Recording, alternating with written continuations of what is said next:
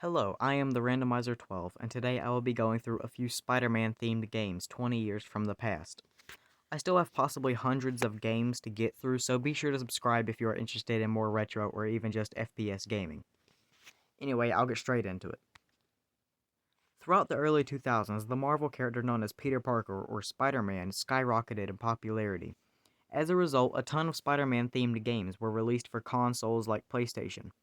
The Game Boy Advance was no exception, and a total of 6 titles were released under the GBA category of games, and I have played, completed, and am ready to rate all of them.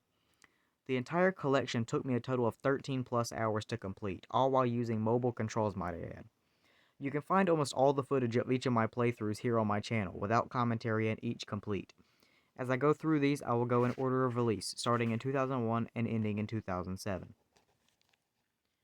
Starting off in 2001 was Spider-Man Mysterio's Menace.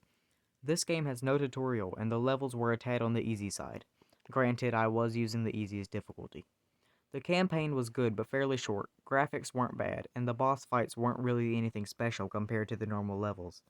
However, I really liked this game, and compared to the other games, I found this one to have my favorite cutscenes, not to mention the armor mechanic was great. All in all, I give this one a rating of about a 6. Next, a year later, was the first video game adaptation for a Spider-Man film. Spider-Man, the movie, released on the GBA, had my favorite graphics compared to the competitors and had the best controls in my opinion. The tutorial was easy to understand, the game was smooth, and the pacing was nice. One downside was that I felt the story didn't do the movie justice, however that may have been summed up in the PlayStation releases. The biggest problem I faced was the Kraven boss fight, where the difficulty suddenly spiked compared to previous levels. A lot of people agree that this was the hardest fight in the game, and it took me a couple hours to complete. All in all, I give this one a solid 8.5. 2 years later, in 2004, the sequel to the first Raimi Spider-Man film was released, and as a result, so was the GBA game adaptation. Spider-Man 2's graphics were pretty similar to the first film adaptation, and it was fun. The controls varied slightly and took some getting used to, but they weren't unbearable and worked fine once I got used to them. However, the biggest problem was easily the cutscenes. They were awful, trying to replicate PS2 scenes and taking a completely different approach from the first adaptation game. It got hard to take the scene seriously after a while, and for that I give the game a solid 5. As 2005 rolled around the corner, a fan favorite was Ultimate Spider-Man.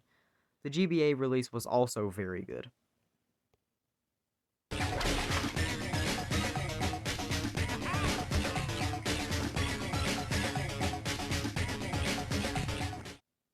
I really liked how you switched characters throughout the game, focusing on two POVs in one story. They succeeded in that element, and that made the times the two MCs fought each other just more special. The cutscenes felt a little bit intended for a younger audience and therefore were hard to take seriously at times, but the music was a highlight for me.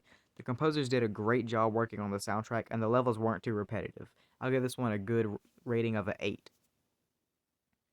Spider-Man Battle for New York was later released in 2006, and this game also tried the mechanic where you switch between the villain and hero, although I didn't care for it in this game. The levels where you play as the Green Goblin were repetitive and obscenely challenging compared to the Spider-Man levels in my experience.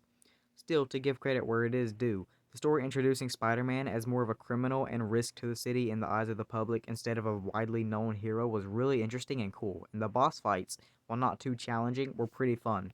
I'll give this one a rating of about 5.5.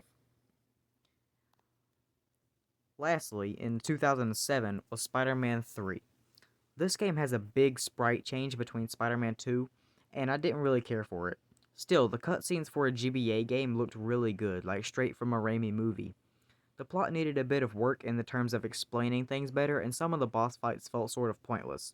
The boss fight between Harry Osborn and Spider-Man, two best friends, was really short as well as short-lived. There was never a follow-up in the story after defeating Harry, which Spider-Man easily figures out Harry's identity. However, he just doesn't care that his best friend is suddenly evil now, and we never hear of Harry again. I'll give this one a rating of about 7. All in all, each of these games were really good, mostly in their own ways. And while they all do something better than the others, I have to give credit to the first film adaptation, Spider-Man the Movie, released for the GBA in 2002. Not trying to be biased because this was the first one of the 6 that I played. This one was by far, I think, my favorite, with Ultimate Spider-Man being a close runner-up. If you have not played any of these, or if you are available to get your hands on any of them, I strongly recommend that you play these. A lot of people like to revisit these games from their childhood, and each one was mildly entertaining as well as a great trip down memory lane.